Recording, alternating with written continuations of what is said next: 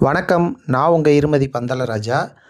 இன்றைக்கி நம்ம நேர்காணலில் யாரை சந்திக்க வந்திருக்கோம் அப்படின்னு பார்த்தீங்கன்னா, காரைக்குடி முன்னாள் சட்டமன்ற உறுப்பினர், பாஜக உள்ளாட்சி மேம்பாட்டு பிரிவின் மாநில தலைவருமான சோழன் சித பழனிச்சாமி அவர்களை தான் சந்திக்க வந்திருக்கோம். வணக்கம்ண்ணே. வணக்கம். நல்லா இருக்கீங்களா? நல்லா இருக்கேன். சமீபத்தில் விபத்து நடந்து உடல் நலம் பாதிக்கப்பட்டிருந்தீங்க. இப்போ எப்படிண்ணே இருக்குது? உடல் நலம் நல்லா இருக்கா? 6 மாதம் ஆயிடுச்சு ஆக்சிடெண்ட் ஆகி. அதுக்கு பின்னால் இப்போ நல்லா இருக்கேன். நல்லா எல்லா நிகழ்ச்சிக்கும் போய்கிட்டு இருக்கேன். மக்கள் காரியங்கள் பார்த்துக்கிட்டு இருக்கேன். பொது நிகழ்ச்சிகளுக்கு போய்கிட்டு இருக்கேன். எனக்கு உடல்நிலையெல்லாம் இப்போ ஒன்றும் பிரச்சனை இல்லை, நல்லா இருக்கேன். ரொம்ப சந்தோஷம்னே. காரைக்குடி தொகுதியில் என்டிஏ கூட்டணிக்கு வெற்றி வாய்ப்பு எப்படி இருக்குது? காரைக்குடி தொகுதி என்றால் அது பிஜேபிக்கு தொகுதி. இந்த தொகுதியை பொறுத்தவரை வெற்றி வாய்ப்புக்கு நாம் சொல்ல வேண்டியதே இல்லை, மிக பிரகாசமாக இருக்கிறது. காரணம், மரியாதைக்குரிய அருமையான முன்னாள் சட்டமன்ற உறுப்பினர் எச். ராஜா அவர்கள் இந்த தொகுதியிலே தொடர்ந்து போட்டியிட்டவர். ஒரு முறை சட்டமன்ற உறுப்பினராக தேர்வு செய்யப்பட்டவர். இந்த தொகுதியிலே சென்ற தடவை நாடாளுமன்ற தேர்தலின் போது அவர் வாக்குகள் அதிகமாக பெற்றவர். நாடாளுமன்ற தேர்தலில் சிவகங்கை மாவட்டத்தில் 2வது இடம் பிஜேபி, 3வது இடத்திற்கு தான் அதிமுக இருந்தது அன்றைய சூழ்நிலை. இன்றைக்கு 2 கட்சியும் ஒன்று சேர்ந்திருக்கிறது.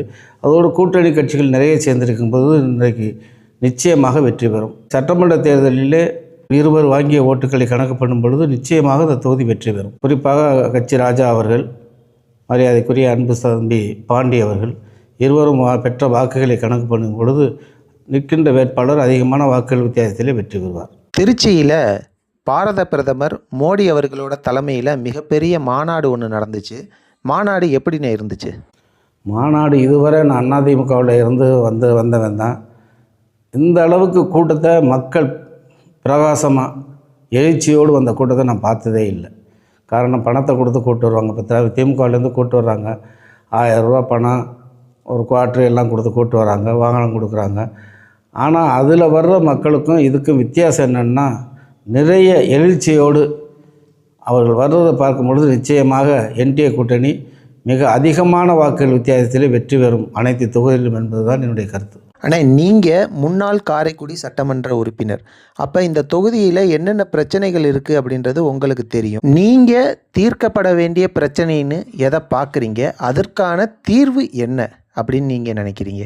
காரைக்குடி தொகுதி என்பது ஏழை பணக்காரர் இருவரும் சமமாக வாழ்கின்ற ஒரு தொகுதி. இந்த தொகுதியிலே நகரத்தார் பெருமக்கள் நிறைய இருக்கின்றார்கள். வசதி வாய்ப்பு உடைய பிற மக்களும் கூட இருக்கின்றார்கள். வசதி வாய்ப்பே இல்லாமல் அன்றாடம் வேலை பார்த்து சாப்பிடக்கூடிய மக்களும் இருக்கின்றார்கள். ஆக இந்த காரைக்குடி தொகுதி என்பது தமிழ்நாட்டிலே வித்தியாசமான தொகுதி. பாதிக்கு மேற்பட்டவர்கள் வசதியாகவும் பாதிக்கு மேற்பட்டவர்கள் வசதி குறைவாகவும் இருக்கக்கூடிய அன்றாட கூலியாக இருக்கக்கூடிய பகுதி இந்த தொகுதி. ஆகவே இந்த தொகுதிக்கு என்னை பொறுத்தவரை விவசாயம் நிறைந்த தொகுதி. அனைத்து கண்மாய்களிலும், கிராமந்தோறும் இருக்கக்கூடிய கண்மாய்களில் ஆழ்குழாய் கிணறு அமைத்து அதற்கு விவசாயத்திற்கு போதுமான வசதி செய்து கொடுத்தாலே போதும்.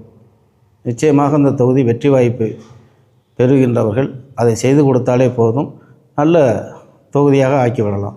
மக்களும் நலமோடு இருப்பார்கள்.